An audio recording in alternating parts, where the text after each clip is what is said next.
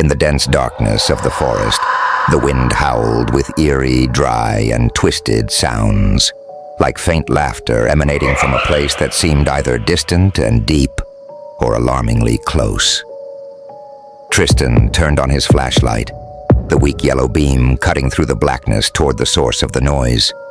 But all it revealed were spindly trees covered in moss, standing motionless in the night, and dry leaves swirling in the chilly breeze. There was nothing there, yet the sound did not stop. Steady, heavy footsteps echoed, each one landing clearly on the damp ground, as if something unseen was moving toward them from the depths of the forest. Each step sent a shiver through the group. Tristan bit his lip, his hand trembling slightly as he gripped the flashlight. "Is someone there?" Tristan shouted, his voice tearing through the stillness. But no reply came. Only the footsteps grew closer, steadier, faster, until they abruptly stopped, right at the edge of their campsite. An oppressive silence fell, so absolute that the group could hear their own pounding hearts. No one dared to move. Cold sweat beaded on their foreheads, even as the campfire began to wane. They held their breath, listening, waiting for something terrifying to reveal itself. And then, from within the pitch-black void, came a faint, raspy whisper, as if someone was choking on their last breaths. "You will repeat." Part 3. Martin's Tale. The Curse of the Ancient Tree.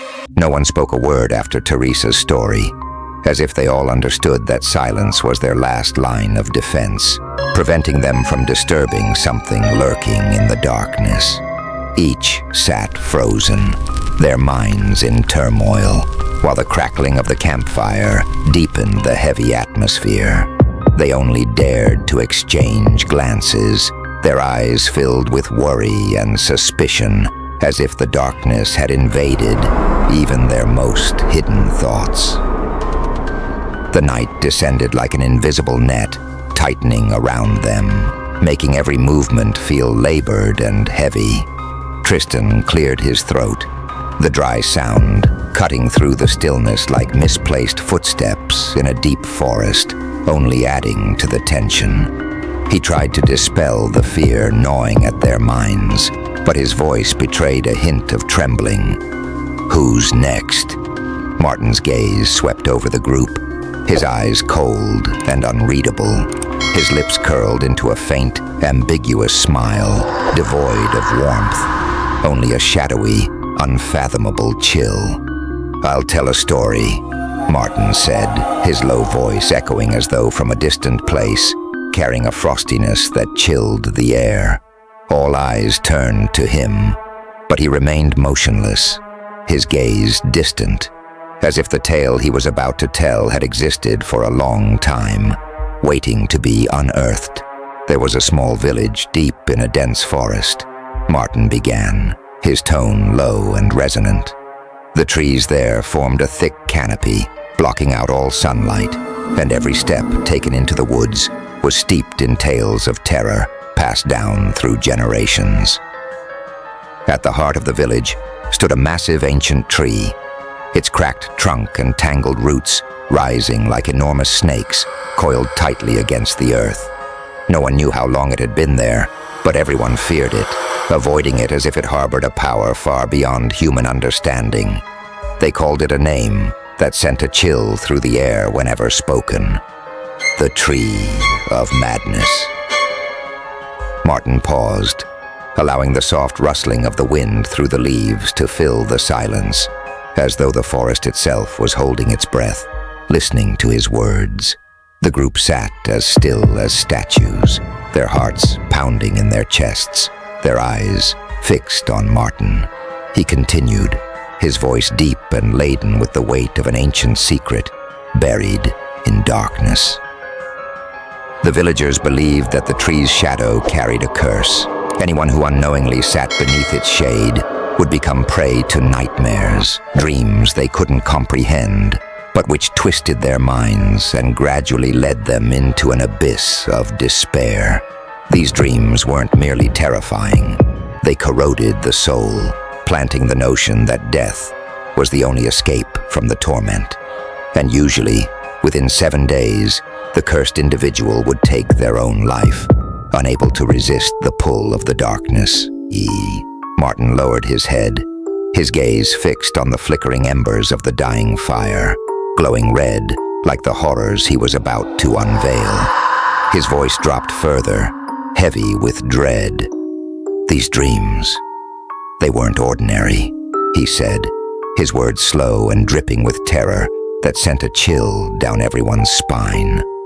They weren't fleeting nightmares, but vivid illusions, as though the dreamer was truly dragged into another world, a world with no escape. In these dreams, you're forced to face the worst parts of yourself, memories you've buried, secrets you've never wanted anyone to know. They're unearthed, twisted, and shattered right before your eyes. And the most horrifying part is... Martin paused, his dark eyes glinting ominously.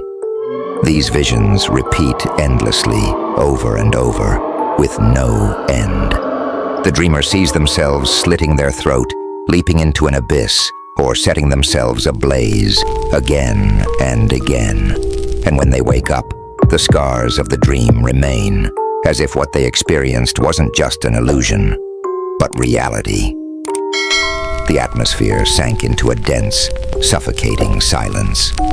The distant crackling of the campfire seemed faint, while cold gusts swept through the forest, making the shadows on the ground tremble and twist unnaturally.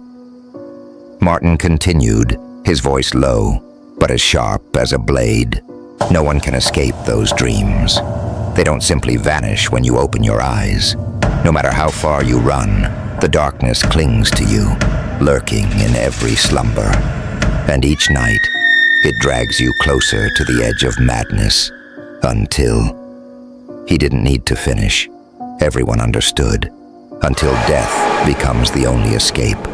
Leaning forward, the flickering firelight danced in Martin's dark eyes, giving the eerie impression that he, too, was haunted by the story he was telling. The space around the fire seemed to shrink, pulling everyone into the hypnotic grip of his chilling words. "One day," Martin said, his voice falling into a rhythm that matched the night's cadence, "a stranger passed through the village. He knew nothing of the warnings that had been rooted here for centuries. As he sat beneath the ancient tree, the villagers tried to stop him, urging him to stay away, but he only chuckled. He scoffed at their strange tales, thinking they were nothing more than harmless folklore. "I don't believe in ghosts," he told them. Martin paused, letting the silence envelop them like the forest's waiting shadow, pregnant with terror. But that very night, he had his first dream. Martin lowered his head, his gaze piercing through the dying embers.